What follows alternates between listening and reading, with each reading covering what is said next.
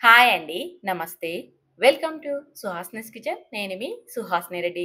ఈరోజు మనం ఇంట్లోనే రెస్టారెంట్ స్టైల్ గుమగుమలాడే ధమ్ బిర్యానీని చేయబోతున్నాం. బిర్యానీ అంటే కేవలం ఒక వంటకం కాదు. అది మనకి ప్రత్యేకమైన ఒక ఫీలింగ్ అని చెప్పొచ్చు. మనం ఇంట్లో చేసుకునే ఈ బిర్యానీ అనేది చాలా స్పైసీగా, మసాలా ముద్దతో ఇవన్నీ కలిపి చేస్తేనే అస్సలైన ధమ్ బిర్యానీ టేస్ట్ వస్తుంది. ఈ వీడియోలో మీకి ఒక్కొక్క స్టెప్ క్లియర్‌గా చెప్పబోతున్నాను. మీరు కూడా ఇంట్లోనే హోటల్ స్టైల్ బిర్యానీని సులభంగా తయారు చేసేసుకోవచ్చు. ఇంకెందుకు ఆలస్యం స్టార్టింగ్ నుంచి ఎండ్ వరకు చిన్న టిప్ కూడా మిస్ కాకుండా చూడండి. ముందుగా మనమైతే బియ్యాన్ని నానబెట్టుకోవాలి. ఇక్కడ నేనైతే బాస్మతి బియ్యం తీసుకుంటున్నానండి. మీరు కావాలంటే ఈ ప్లేస్‌లో నార్మల్ రైస్ అయినా వాడుకోవచ్చు. కాకపోతే బిర్యానీకి బాస్మతి రైస్ అయితేనే పర్ఫెక్ట్‌గా సరిపోతాయి. అది కూడా మంచి క్వాలిటీవి తీసుకోండి. అప్పుడే రైస్ అనేది బాగా పొడి పొడిలాడుతూ వస్తుంది. బియ్యాన్ని 3-4 సార్లు శుభ్రంగా కడిగేసేసి, బియ్యం మునిగేంత వరకు నీళ్ళని పోసి పక్కన పెట్టేసేసుకోవాలి.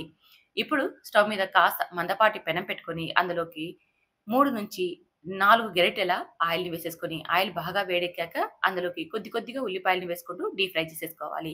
ఇక్కడ ఉల్లిపాయలనేది నైస్‌గా పొడవుగా కట్ చేసేసుకోవాలండి. నేను చేయబోయే రెసిపీకి పావు కిలో దాకా ఉల్లిపాయలైతే అవసరం అవుతాయి.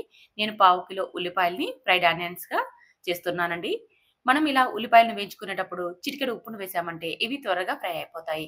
ఇలా మధ్యలో కలుపుతూ ఉల్లిపాయలని మనం హై ఫ్లేమ్‌లో పెట్టి ఫ్రై చేసేసుకోవాలి. ఉల్లిపాయలు ఇలా లైట్ పింక్ కలర్ వచ్చాక ఇప్పుడు మంటని లో ఫ్లేమ్‌లోకి, మీడియం ఫ్లేమ్‌లోకి అడ్జస్ట్ చేసుకుంటూ ఫ్రై చేసేసుకోవాలి. అప్పుడే ఇవి క్రిస్పీగా ఫ్రై అయిపోతాయి. చూసారుగా? మనకి మంచి రంగొచ్చింది కదా! ఇప్పుడు వీటిని ఆయిల్‌లో నుంచి తీసేసుకొని ఒక ప్లేట్‌లోకి వేసేసుకున్నామంటే ఇవి మనకి కరకరలాడుతూ ఉంటాయి. మరి ఎక్కువ బ్రౌన్ కలర్ వచ్చేదాకా ఆయిల్‌లోనే ఉండనిచ్చామంటే ఇవి తీసేసాక చాలా నల్లగా అయిపోయి ఉంటాయి. అందుకని లైట్‌గా గోల్డెన్ కలర్ వచ్చేదాకా మీరు ఉంచి తీసేసుకోండి. ఇలాగే అన్నీ ఫ్రై చేసేసుకొని మిగిలిన నూనెలోకి మనం బిర్యానీ దినుసులన్నిటిని వేసుకోవాలి. మీ ఇంట్లో ఏవి అవైలబుల్‌గా ఉంటే వాటిని వేసేసుకోండి. బిర్యానీ ఆకు మాత్రం ఖచ్చితంగా ఉండాలి. అలాగే మీ దగ్గర ఏ దినుసులుంటే అవన్నీ వేసేసుకొని, అవి క్రిస్పీగా అయిపోయాక ఇందులోకి కిలో చికెన్‌ని శుభ్రంగా కడిగి వేసేసుకోవాలి. ఇక్కడ నేను తీసుకున్న రైస్‌కి కిలో చికెన్ వేస్తున్నానండి.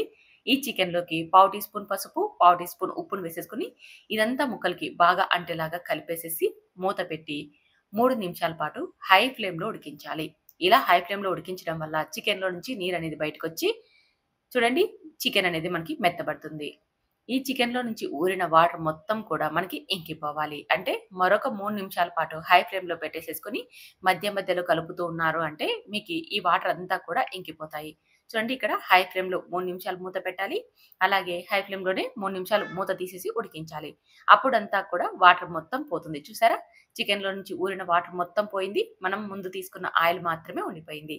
ఇలా అంతా కూడా మంచిగా ఫ్రై అయిపోయాక ఇప్పుడు ఇందులోకి 1 స్పూన్ అల్లం వెల్లుల్లి పేస్ట్‌ని వేసుకోవాలి. అది కూడా ఫ్రెష్‌గా దంచినదైతే ఇంకా టేస్టీగా ఉంటుందండి. ఈ అల్లం వెల్లుల్లి పేస్ట్‌ని ఒకే ఒక నిమిషం వేయించుకోవాలి. ఇలా ఒక నిమిషం వేయించుకొని ఇప్పుడు ఇందులోకి టమోటా ప్యూరీని వేసుకోవాలి. 2 టమోటాలని మెత్తని పేస్ట్‌లా గ్రైండ్ చేసి వేసుకుంటే సరిపోతుంది. 1 స్పూన్ చిల్లీ పౌడర్‌ని, హాఫ్ టీ స్పూన్ ధనియాల పొడి, half teaspoon garam masala, అలాగే 1 స్పూన్ దాకా బిర్యానీ పౌడర్‌ని, రుచికి సరిపడా ఉప్పును వేసేసుకోవాలి. తర్వాత ఇందులోకి మనం ఫ్రై చేసి పెట్టుకున్నాం కదా! ఈ ఉల్లిపాయల్ని కూడా వేసేసుకోవాలి. ఇలా కొన్ని ఉల్లిపాయలను వేసేసుకొని మిగిలినవి పక్కన పెట్టుకోండి. అలాగే కొద్దిగా కొత్తిమీర తరుగు, కొన్ని పుదీనా ఆకుల్ని వేసేసుకొని 2 స్పూన్ల పెరుగును వేసుకోండి. ఎక్కువ అవసరం లేదు. మనం టమోటా ప్యూరీ వేసాం కదా! అందుకని 2 స్పూన్లు వేసుకుంటే సరిపోతుంది. ఒకవేళ మీరు టమోటా ప్యూరీ వద్దనుకుంటే మాత్రం పెరుగును ఒక పావు కప్పు దాకా వేసుకోవాలి.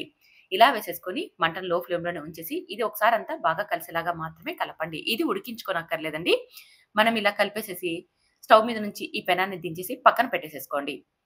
పక్కన పెట్టేసేసుకొని, ఇప్పుడు స్టవ్ మీద అన్నం తయారు చేసేసుకోవడానికి కాస్త పెద్దగా ఉన్న ఒక గిన్నెలోకి సగం దాకా నీళ్ళని వేసేసుకొని, స్టవ్ మీద ఎసరుని మరిగించండి. ఈ ఎసరులోకి బిర్యానీ దినుసుల్ని, రుచికి సరిపడా ఉప్పును వేసేసుకొని, ఎసరును బాగా మరిగించండి. ఇలా ఎసరు బాగా మరుగుతున్నప్పుడు మనం నానబెట్టి పెట్టుకున్నాం కదా! ఈ బాస్మతి రైస్‌ని వేసేసుకోవాలి.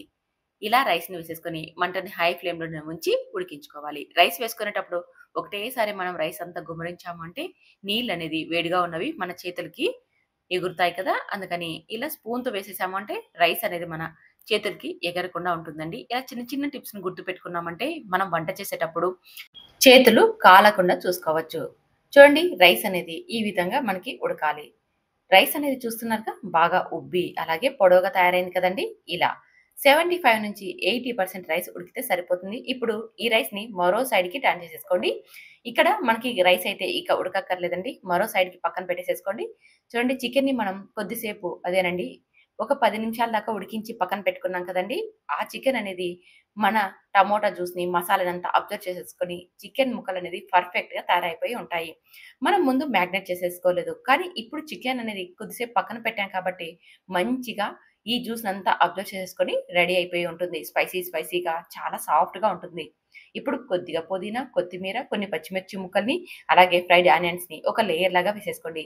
తర్వాత ఇప్పుడు మనం రైస్‌ని ఉడికించుకున్నాం కదా! బాస్మతి రైస్‌ని 80% దాకా ఆ రైస్‌ని కూడా ఒక లేయర్ లాగా కొద్దిగా వేసేసుకోండి. తర్వాత మిడిల్‌లో కొన్ని పుదీనాకుల్ని, కొద్దిగా కొత్తిమీర తరుగును, కొన్ని ఫ్రైడ్ ఆనియన్స్‌ని వేసేసుకొని మిగిలిన రైస్‌నంతా కూడా మరొక లేయర్ లాగా వేసేసుకోండి. ఇలా మనం లేయర్‌లుగా వేసుకున్నాము అంటే మధ్యలో అక్కడక్కడ ఈ ఉల్లిపాయ ముక్కలు, పుదీనాకుల్ని తగులుతూ చాలా రుచిగా ఉంటుందండి. మీరు కావాలంటే మొత్తం రైస్ అంతా వేసుకున్నాక పైనైనా వేసేసుకోవచ్చు. అది మీ ఇష్టం.